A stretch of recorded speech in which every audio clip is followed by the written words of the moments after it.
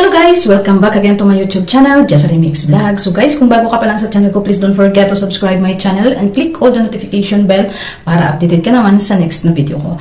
Kamusta kayo at magandang buhay sa lahat? So, ang video kong ito, tungkol pa rin ito sa ating laging inaabangan, laging sinusubaybayan ng mga charity vlogger, mega love. Shoutout sa lahat-lahat sa mga katikram natin dyan. Kalingap team na pinamumunuan ng ating tatay-tatayan dyan na si Kuya Bal Santos Matubang, Kalingap Rab, Ate Edna at ng lahat-lahat ng mga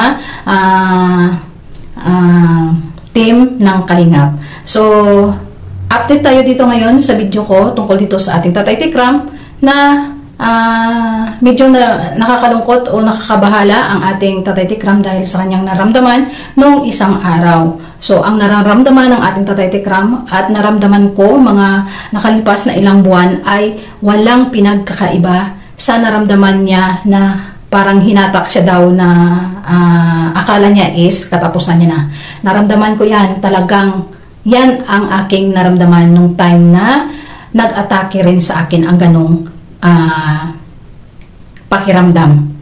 Ang sama-sama at parang sa iisip mo o sa pag-ano mo is parang nire-ready mo na yung sarili mo kung ano man ang nangyari sa'yo.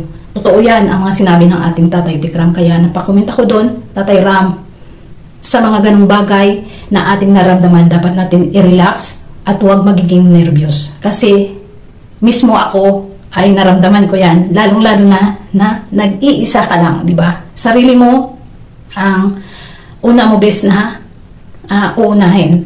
So, sa salaysay ng ating Tatay Tikram is talagang anuman ang kanyang pagsasalaysay dyan is naramdaman ko talaga kasi ganun ang nangyari sa akin. So, dapat lang natin na ingatan nating sarili, Tatay Tikram, na kailangan din natin minsan bigyan ng ang ating sarili na dapat ay wag papahirapan, di ba? So, sana magiging okay ka rin dyan at maraming salamat pa rin sa patuloy mo na pagtulong kahit na ganun ang mga nangyari sa'yo. So, update tayo dito tungkol sa kay Kirby na kanyang tinulungan na last na upload niya sa part 33 ay nagkaroon sila ng celebration ng birthday ng kapatid ni Kirby at nang sumunod na araw ay yun ang nangyari sa kanya. So, nasa part 34 na ngayon at yun na nga nakikita at i-enjoy rin natin ng mga nanonood ang tungkol sa buhay nito ng magkakapatid na si Kirby ang inaalala para gumaling. So, yan na nga ang sinasabi natin, ang ating Tatay Tikram, hinding-hindi bibitaw sa kanyang mga tinutulungan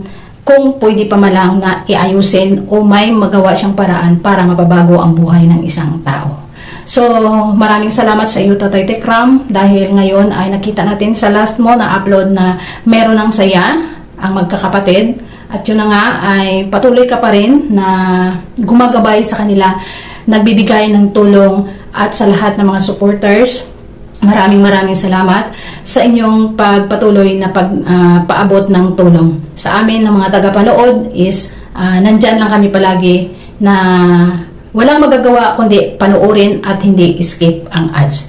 So sa mga katikram natin dyan, nakikita natin sa mga comment na ang ating Kuya Kirby ay pagpawala rin ng stress natin dahil rin kahit nasa kanyang kalagayan na ganyan siya ay marunong siya magpatawa. Nakakatawa si Kirby dahil itong magkakapatid na to walang humpay na binabanggit palagi ang salamat. Maliit man o malaki na anong iabot sa kanila ay salamat at po ang ating laging naririnig sa kanila. So, binigyan sila ng pera ng ating Tatay Tikram pero parang makikita mo na sobrang sila na bakit daw ngayon na sila nakahawak ng ganung pera na parang ayaw nilang kukunin dahil nababahala sila.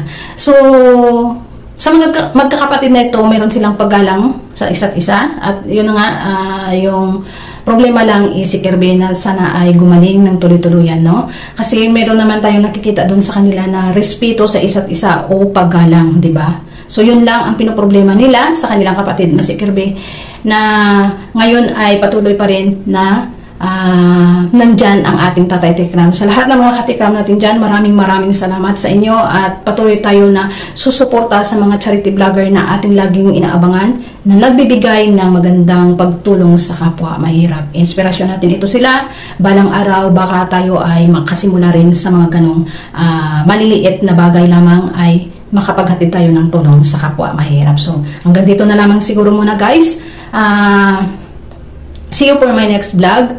Update lang tayo. At pasensya na po kung hindi tayo madalang ng ating pag-upload dito sa aking channel kasi mahirap kasi trabaho muna ang inuuna. So medyo late tayo sa pag-update at pasensya na talaga. So hanggang sa muli sa aking next upload. Sana nandyan kayo at tulungan nyo rin ako na mag-grow ang aking channel o makapag-ipon din tayo dito ng para gagawin din natin ito na makatulong sa kapwa mahirap. Yun lang ang aking dalangin na sana i-bless din tayo.